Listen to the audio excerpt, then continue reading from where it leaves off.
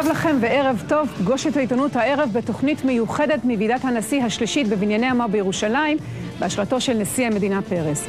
בימים שבהם ישראל שטה במים סוערים ושעון החול סופר לאחור כשתאריך היעד הוא איך לא ספטמבר, טוב לדעת שיש מי שמנסה לסרטט את המחר, מביט קדימה, שם את הבעיות על שולחן ולא חושש להציע פתרונות.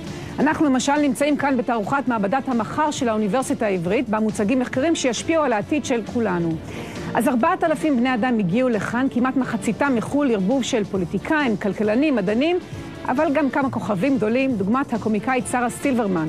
אולי האישה המצחיקה ביותר בעולם היום, יהודייה שמעידה על עצמה כחסרת דת, אבל לא מפספסת הזדמנות לעקוץ אותנו. אז היא תהיה איתנו כאן בהמשך, אבל קודם כל השולחן העגול שלנו, שיעסוק בין היתר ביחסים הלא פשוטים, נגיד היום בין ישראל, למי שכונתה עד לא מזמן ידידתה הגדולה ביותר, ארצות הברית. אז זה מה שיהיה לנו כאן הערב, בפגוש את העיתונות.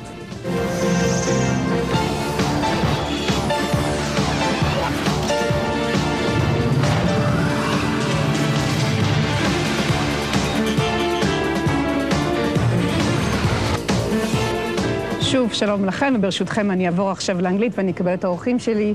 Hello, Dr. Dory Gold, ambassador, former ambassador of Israel to the UN, and today the president of the Jerusalem Center for Public Affairs. Thank you for joining me. We also have Elliot Abrams, who is a senior fellow for the Middle Eastern Studies at the Council on Foreign Relations. Thank you very much. Ambassador Indig, twice ambassador to Israel, and today the Vice President Director of the Foreign Policy Program at Brookings, and of course, Ehud Yari, my dear colleague. Thank you all for joining us. Well, we're going to try and figure out where things are leading regarding Israel and Washington. Should I say the White House and Balfour Street? Maybe it's not the same. And Martin, it was you that said that now all parties, Israel, America and the Palestinians, are after the hangover of the speeches, and we want to understand where this is heading. We have September on the calendar for sure. Everyone is not sure where that's leading us. And I wanted to ask you if the understanding of that things aren't going the right direction is this week the affair with Pollard. Is that a litmus paper in your eyes, do you think, Elliot Abrams? The fact that Israelis couldn't see Pollard out for his father's funeral? No, this has been an irritation in the relationship for years, but it has not made them good or bad. It's been, frankly, it's been marginal for the real relationship between our presidents and Israel's prime ministers. But don't you think, Dr. Gold, it would have been different if we had what some Israelis feel a true friend in the White House as opposed to Barack Obama, who doesn't see things eye to eye with Netanyahu? The issue of Pollard has been tied to the American national security establishment. And I don't see this as a function of the ups and downs in the U.S.-Israel relationship. I think Pollard should have been out already. There are much more serious people who engage in espionage against the United States for the Soviet Union who have had shorter times in prison. Hopefully we'll get past this and he'll get out. Do you all agree? Yeah, I think it's a case that whether it was Republican or Democratic president, they were not prepared to buck the national security establishment, as Dory says, on this issue, and the reason is straightforward. But we have notwithstanding what Dory says, but we have heard officials, American officials, he stole the crown jewels. Okay, he did something very serious to undermine our national security. He was an American citizen. He's a traitor, and he has been put in prison for that reason. I know Israelis can't understand that, but there is from an American point of view, it's a problem. But I think there is a campaign of former senior American officials who are saying enough is enough. So it's not just black and white when you regard to I too think enough is enough. 25 years seems to be the right thing. But it's not, to come back to your point, it should not be taken as a litmus test of whether the relationship is good or bad. It's not a pawn in the relationship. It's related to what Pollard did and the way in which he undermined national security and the way in which the national security establishment in the United States, as the national security establishment would do here, you put one of your leading scientists in jail because he was seen to have jeopardized national security. I think it's an emotionally loaded issue, a very sensitive one, but it's not the real issue now between Israel and the United States, and should be taken care of aside from the main course of relations between the two countries. And talking about the main course of relation, Mr. Abrams, maybe we're just, beating around the bush, and it's better to say, at the end of the day, it's all personal. And luck has it that there's Barack Obama in the White House and there's Benjamin Netanyahu in Jerusalem, and they are not going to get along, period. Full stop. Well, I think that's basically right. I mean, this combination, even if you take the names out of a Democratic president and the Likud prime minister, has never been a great combination. Democrat, Labor, Republican, Likud, those are better combinations. So I don't think this is going to improve, but I would have to add, the president is not a touchy-feely guy. He doesn't have a great, warm, intimate relationship with Netanyahu, or the British leader, or the French, or the German, or the Japanese, or the Australian. Bush and Clinton were different in their styles. This is not going to change. This is Barack Obama. So you're saying Israel should just sit and wait, and maybe it'll change in 2 years? Well, as a Republican, I hope it'll change, but no, you have to concentrate on the issues, because the personal relationship will not carry you through. The actual questions of the peace agreement, lack of one, national interests of Israel and the United States, that's what counts. But is it maybe something to do with the change that's going in America?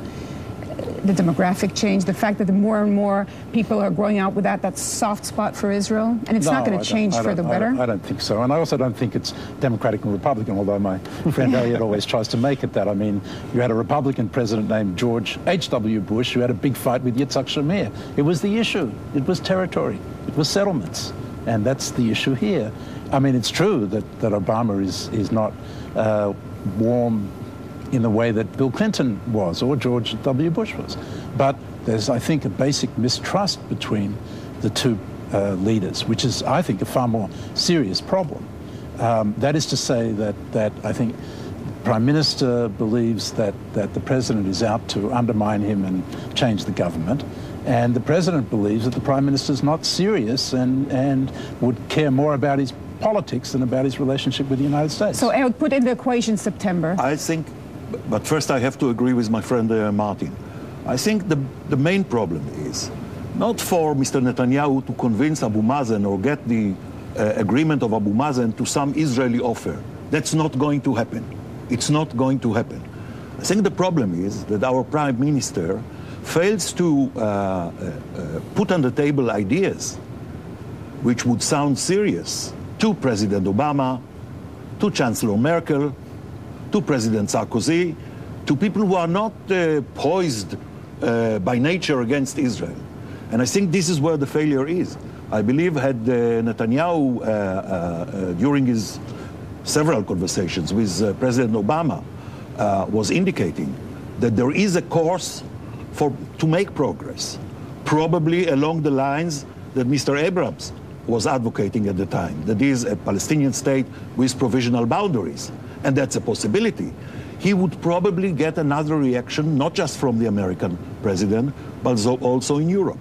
But I think Dr. Gold will tell you that Netanyahu has put in his sense a very clear program and a roadmap in his sense in the Congress.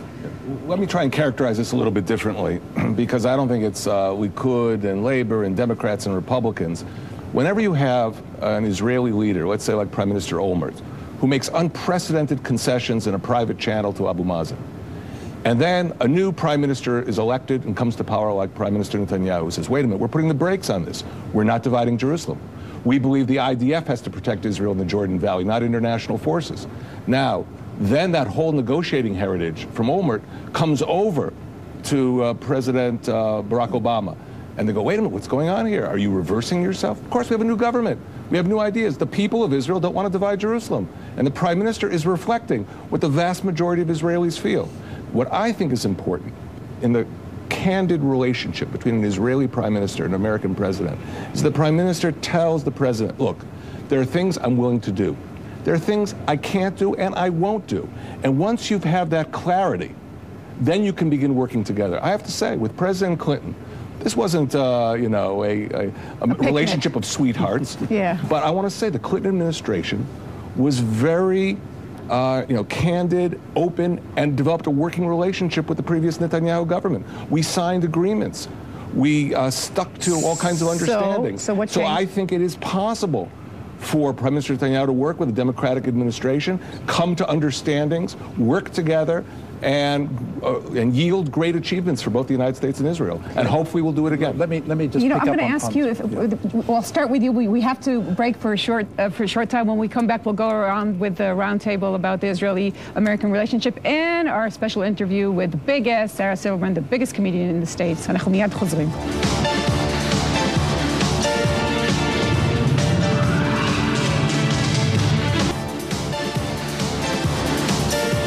תודה שחזרתם אלינו, פגוש את העיתונות במשדר מיוחד מוועידת הנשיא, פונים אל המחר, ועכשיו אני אחזור לאנגלית. Mr. Indyk, before we broke off for commercials, we were talking about the time between Netanyahu and Clinton. Let's put into the equation September. We're after the hangover of the Congress speeches and so on. We're looking in September. What do you think we should expect from America?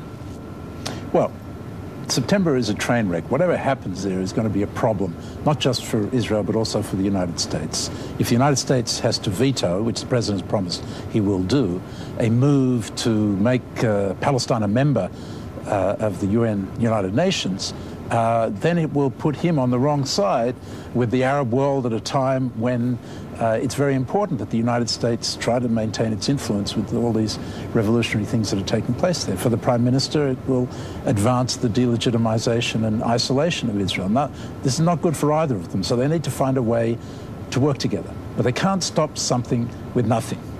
And so now they have to find a way to have a credible negotiating process that will enable both of them to say there's no need to go to the UN because we've got something that can produce an agreement. But that's okay to talk about in the studio. Do you see this happening? I mean, well, first of all, I think we have to look at what could possibly occur in September. There are three basic options.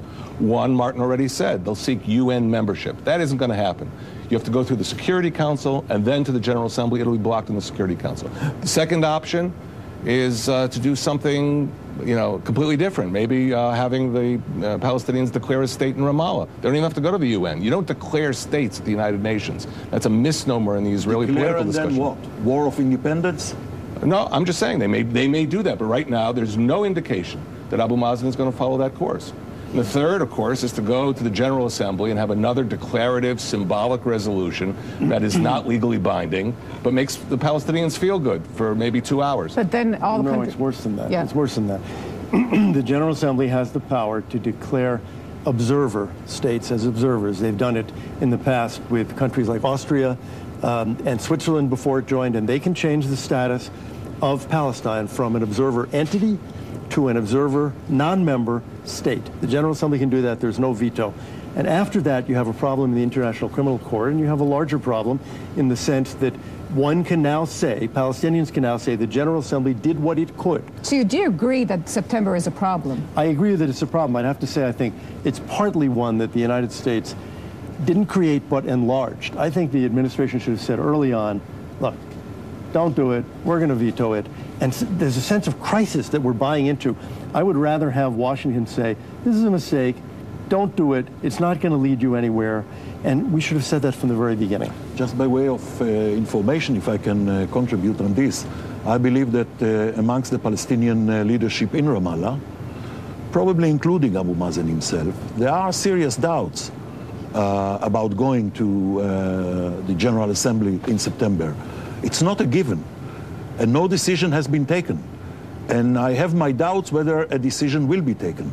This is why some of us believe that there might be a possibility of resuming some sort of negotiations prior to September. And if I may, I want to point to one paragraph in President Obama's speech, which was not clarified so far. And that is, when the president says, we do security and boundaries first, and then we do Jerusalem and refugees, what does it mean? Does it mean that we defer fixing the borders around Jerusalem? We defer fixing the border within Jerusalem? What is it? Is it an opening for a Palestinian state with provisional boundaries? Nobody from the American administration has been given, publicly at least, and I was trying privately to no avail, an answer to this. And I think that Bibi, that the Prime Minister, should have asked Obama exactly this same question. We don't want to have an answer to that. That's something that should be resolved in the negotiations. That's the whole point about keeping the wording on Jerusalem and refugees to a minimum, because if you start to pre-negotiate all of those things, we'll be back in the hole again, just like we've been for the last 2 years. But Ambassador Indyk, I think that even if you think that September isn't that bad, or you think that September is going to be a tsunami, like the Defense Minister Barak said, the thing is that negotiations, or even going into the room, could make it different, could make it better. But I think there needs to be a responsible grown-up. Will Obama, coming the elections, coming his interests, coming his relations with Netanyahu and with Mahmoud Abbas, will he take that role, or we shouldn't expect anything from Obama? I think it's important to understand, and my understanding of what the president did in his speech was the polite equivalent of what James Baker once did when he got so frustrated with Israel. He said, you know, here's the number of the White House, call them when you're serious. So basically what Obama said was, here's the basis for negotiations, call me when you're serious. And he is not at this point, as far as I can understand it, interested in trying to invest a major effort in getting the negotiations going. But that actually might be a good thing. How come? Because when the parties are left, as it were, to stew in their own juices, they actually tend to discover that it's better for them to negotiate than the alternative. And I believe that's what Ehud is talking about with Abu Mazen now. And I also believe that that's where the Prime Minister is. And so maybe it's not such a bad thing to allow the parties to figure out why negotiations are more important than the alternative and come to Washington. And then I think the President will respond to that. Historically, all the great agreements were reached directly between Israelis and Arabs. The United States became a critical player later on. But you know, how did our peace with Egypt begin? With, you know, Dayan meeting with Sadat's representative in Morocco. Actually, the Carter administration was completely out of it. Oslo was behind the backs of the Clinton administration. But when you look at Netanyahu and Abu Mazen, he's put preconditions on the table. He's put preconditions on the table. Do you see 2 months from now any possibility of them engaging? I see a possibility of them engaging briefly. Remember, they engaged for 3 weeks last year after that fiesta in Washington with Mubarak and King Abdullah. I can see both of them deciding to go to the table. It will blow up in October or November, but it will get you through September. Okay, well, permission, we'll make, with that optimistic, type, we'll make one short break and we'll be right back. הפסקה קצרה, אנחנו חוזרים להמשך השולחן העגול וגם הראיון עם שרה סילברמן, הקומיקאית הכי מצחיקה בארצות הברית. מיד אנחנו חוזרים.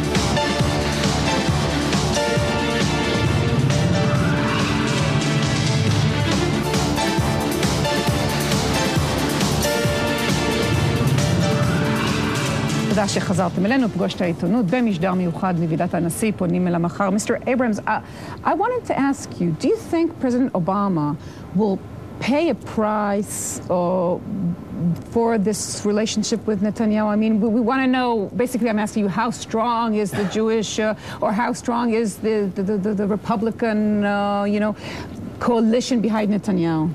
The president will pay a price. He got 78% of the Jewish vote last time. It'll drop. It won't drop a lot. Maybe it'll go to 70, high 60s. So that's something of a price in key states. I think there'll be fewer Jewish contributors to his campaign. It's another price. And I think that there'll be some swing Christian evangelical voters who are strongly for Israel, who voted for him last time, who will also swing away. But maybe we should look at it from a different perspective, and because we hear other voices saying that even the Jewish community is fed up with this conflict, fed up with Israel as it is, which is drifting away from the liberal, values that they stand for in the States. Do you think that's where it's going, and Obama's reading that? I don't think he's reading that. I think he's probably counting in terms of the votes on the basic fact that Jews are Democrats. But in terms of the Jewish community itself, yes, I think there is a growing split. And liberal Jews find it harder and harder to defend what Israel is doing. They feel uncomfortable with it. This is all part of the process in which there's a basic reality that as long as Israel's occupation of the West Bank of Palestinians continues, Israel pays a price, and that affects a Jewish opinion as well as broader opinion. I would just add, a key element here, the absence of terrorism. Because when you have an occupation, but buses are exploding every day in Jerusalem, and there were suicide bombs, all the sympathy is with Israel. Now there's been a period of years of peace, and so once again the narrative becomes peacefulness. Or understanding, Ehud, I think that the Palestinians have come to understanding that it's not working in their favor. It's not all of a sudden that there's quiet. For the Palestinians, this endeavor of terrorism, called the Second Intifada, is perceived by the great majority of the Palestinians as a defeat, as probably unnecessary defeat, not something that they are proud of. As Israelis, we should keep our noses out of the question of American domestic politics. You know, it's fun to talk about. But isn't that what Netanyahu did when he came in? When Netanyahu marched into the Congress and got that standing ovation, got the invitation from the Republics, and is known to be very strong in the Republics? Isn't he doing that? Isn't that going to backlash to it? You had to listen carefully to the opening words of his speech. We have bipartisan support. He reaches out to both Democrats and Republicans. He does not want Israel to just be supported by one party in the United States. And do you think that's the way they see it in the White House?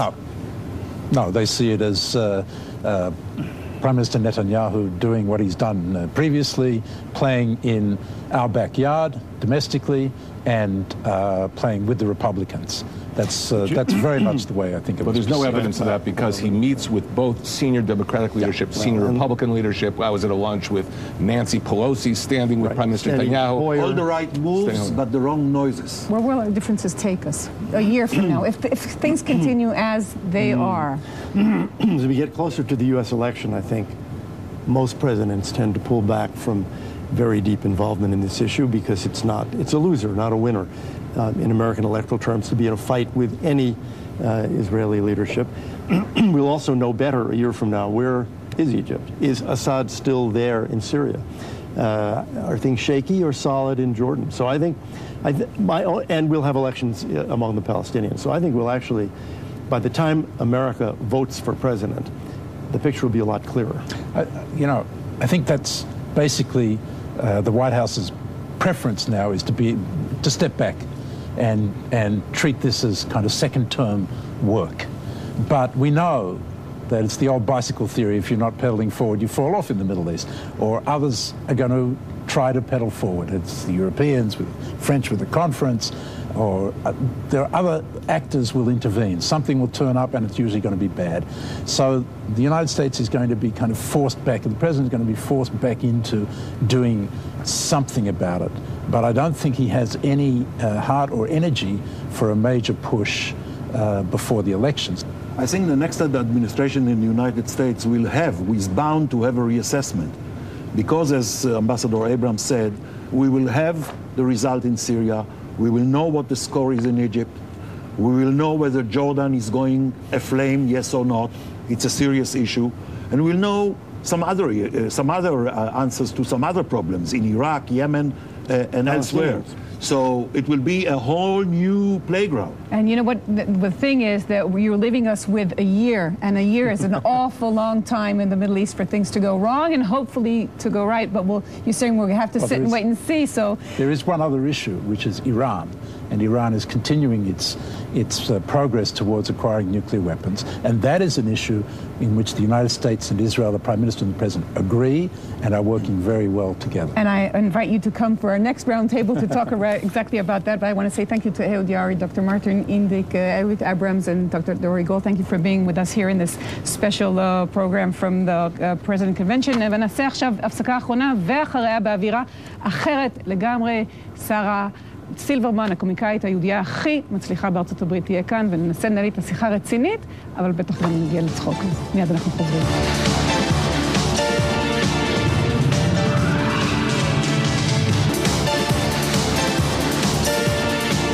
תודה שחזרתם אלינו. אנחנו ממשיכים בתוכנית המיוחדת מוועידת הנשיאים, האורחת של הוועידה, שרה סילברמן, שתהיה כאן גם בשתי הופעות בארץ. בואו נראה מה מביא אותה אלינו. הנה.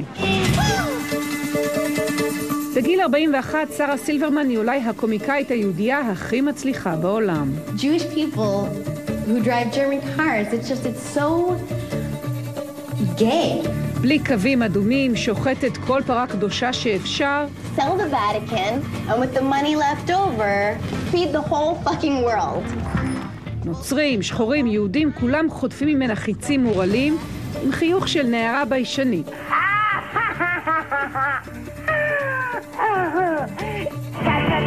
וכשאין גבולות, אפילו השואה יכולה להיות בסיס לבדיחה טובה. I've got a real person who is at Auschwitz, plus we have a dunk tank, plus we've got a lion. roar! ההתחלה דווקא נראתה אחרת. עונה שלמה היא כתבה למגירה בבית הגידול של Saturday Night Live, לפני שניבטה משם, אבל לכעס כנראה היה תפקיד מכריע בעיצוב הקריירה. And you know what babies love? Ethnic jokes. מי שמכונה הפה הגדול של ההומור האמריקני חרשה את השטח עם מופע מצליח וחזרה לטלוויזיה, הפעם בתפקיד הכוכבת בסדרת טלוויזיה משלה. Wow, I remember you, Fred Blorth. Wow, how are you? Well, I'm homeless. Oh, right, good, great. את הפופולריות הזאת היא גייסה לפני יותר משנתיים כדי לספק חותמת הכשר למי שיהפוך לנשיא השחור הראשון. If Barack Obama doesn't become the next president of the United States, I'm going to blame the Jews. I am. ולא, היא לא מתחרטת לרגע. Hey Israel, it's me, Sarah Silverman, your Jewish friend. עכשיו היא כאן בישראל, בפעם הראשונה בחייה אורחת במדינת היהודים. את החוויות מהביקור אפשר להאמין, נראה כבר בקרוב על הבמה. Hello, Sarah Silverman. Hello. Thank you so much for taking the time to join us. Oh, my pleasure. You know, I'm going to tell you this. I'm used to, interviewing politicians and journalists and analysts, these really serious guys. And it's always very hard to interview someone who's funny, who's a comedian. Yeah, I'm really anxious, I must tell you. I don't know. This is going to go great. How am I going to decipher Sarah Silverman? We'll find out. Okay, but I'm going to warn you, I'm not a cool person, and I never get jokes. I always ask, really, is that this? So be gentle, okay?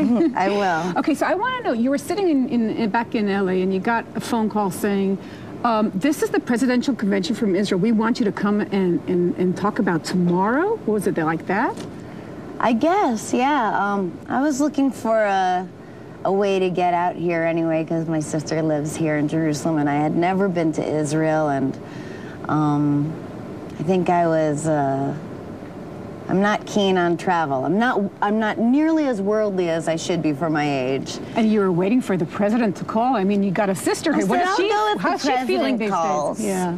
I'll go if the president calls. Otherwise, I have a lot of Law and Orders on my TiVo queue I need to get to. But it just was a great opportunity to come out and do a couple shows and do this, and it's been incredible. I realize a lot of not coming here has been just the fear of the unknown, like we all have, And what have you discovered so far?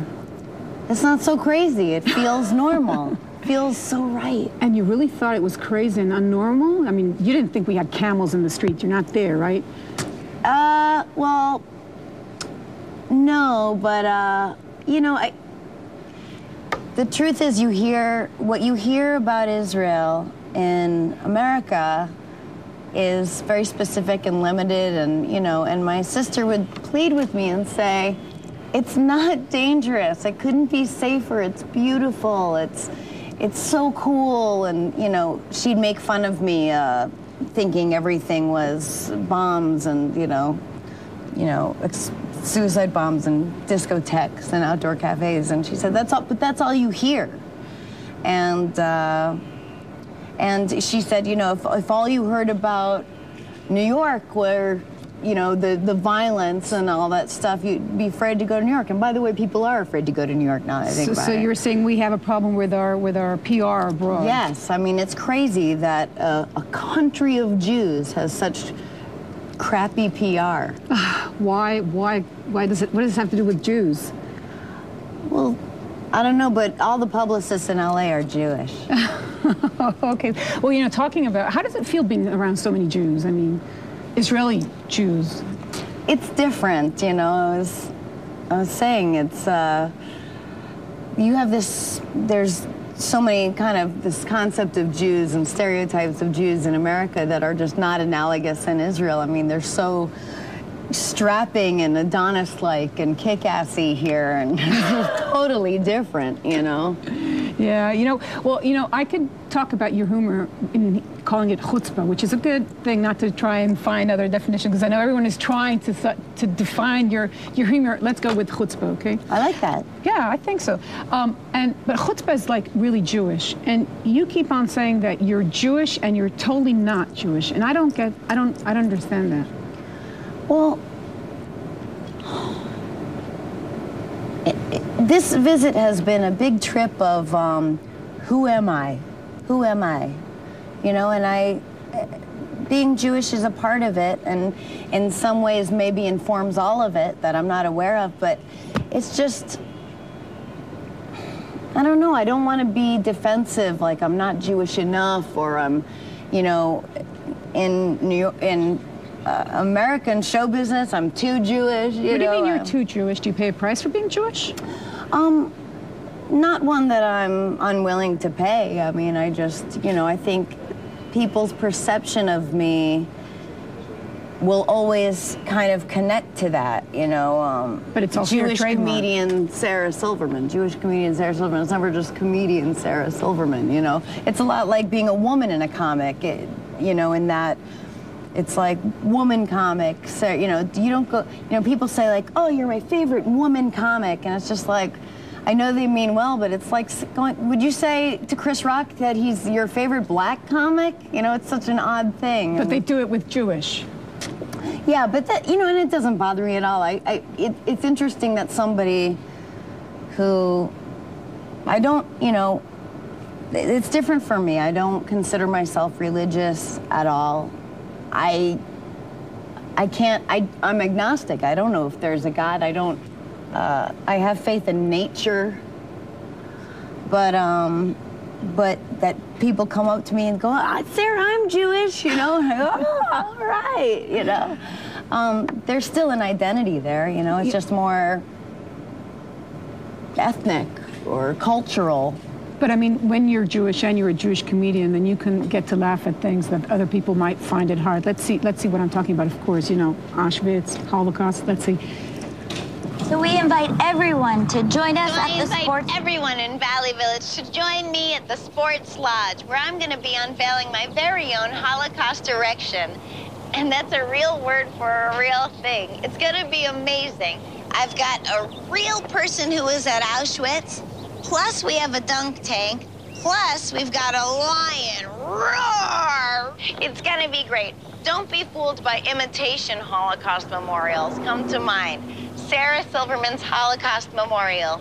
Auschwitz, you'll be saying Wowschwitz. I'm not sure it would pass in Israel. I mean, but you found that there are no red lines whatsoever, right? You can talk about everything. You can you can laugh about everything. Yeah, I think nothing's off limits if it's funny enough. And of course, comedy is subjective, so I can only go by my own gut and heart and feeling, but you know, it made me smile to see that, because you know, that was a show I did with my sister, and you're meeting your other sister, so yeah, and just, you know, it still makes me laugh. I'm sorry, the idea of sisters having competitive, you know, competing Holocaust memorials was a great. It was a fun episode, and I don't think it offended people. I think Jews of all people are least offended by being mirrored comedically, at the very least by a Jew, you know, and I think that does buy me a lot of goodwill, that if I were, you know, not Jewish and for some reason chose, you know, like Jews to constantly be silly about it, it might be odd. But I don't get, sometimes when I see like things you do abroad, and I don't get why the Gentiles, you know, are so amused with Jewish jokes. I mean, you talk to them in Yiddish, or other comedians talk to them in Yiddish, or Seinfeld. What is so funny about it? I mean, we can understand it because, you know, we look at it, but why is it so funny to Americans? Well, I think, you know, maybe not most, but probably most comedians are Jewish, or a huge percentage. A part of the Jewish identity and the Jewish tradition is being funny. not for you, I know. I'm Israeli before I'm Jewish. You know, here I got out. She said, I'm not funny at all. I am Jewish. Don't get me into trouble in Israel. No, but, and I think that it transcends all kind of cultures and religions when you are talking to someone, you know, outside of your small community of a religion or ethnicity, and when you laugh at yourself, other people can kind of laugh too, you know. But I saw that you were very politically correct when it comes to Israel. You don't really laugh about Israel. You don't really laugh about our conflict. The only thing I know that you said, I love how Palestinians and Jews hate each other. You know that one joke, right? Yeah, you know, it's funny, I didn't remember. I was trying to remember, like, I said... You want to read it? Here. No, I remember it. It said, it's funny that they hate each other, Palestinians and Jews, because, you know, they're both brown and pushy. It's like sweet potatoes hating yams. Yeah, that's politically correct. You could really go worse on our conflict. Is it because you're not interested, it doesn't interest Americans, or because, you know, we have the tendency here to feel that we're the center of the world? Yeah, right. I noticed that in the the Q&A, of people raising hands and just every single person being mortified, you know, being so horrified that they weren't chosen for a question. You know, there's this sense of, especially in the older people, they're so entitled. They should go to Boca would be a good match for Israel. It's not just not cool to talk about Israel. Doesn't interest people. No, I just, you know, look, I talk political. about the stuff that's in my mind, that's in the forefront of that's in front of my face, that's in my daily life, and this is my first trip to Israel, so, you know, you might be seeing some jokes about it. And I also feel like I get strong opinions about it, but I also, the more I read and the different perspectives I listen to, I know that it's not black and white. There's so much gray matter, which isn't to say that it shouldn't be joked about. Of course it should, and maybe I will, but I just haven't, it hasn't come to me. I don't sit and give myself an assignment. So have you found new material for your shows here about Israel, or? Maybe, yeah, I think so.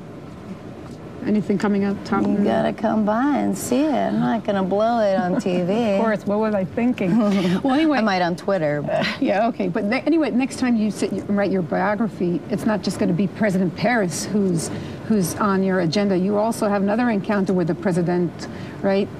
I did. So let's see.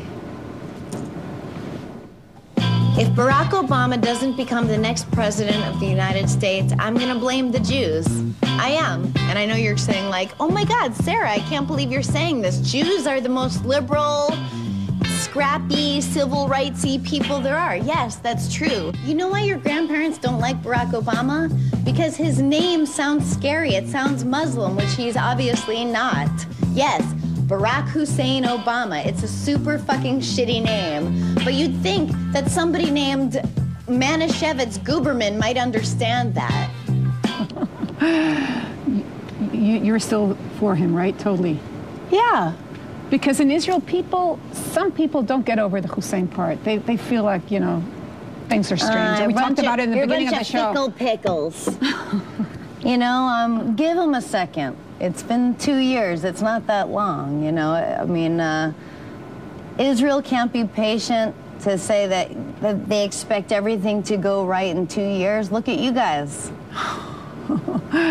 It takes a second to figure things out. That's true. It takes sacrifice to make peace.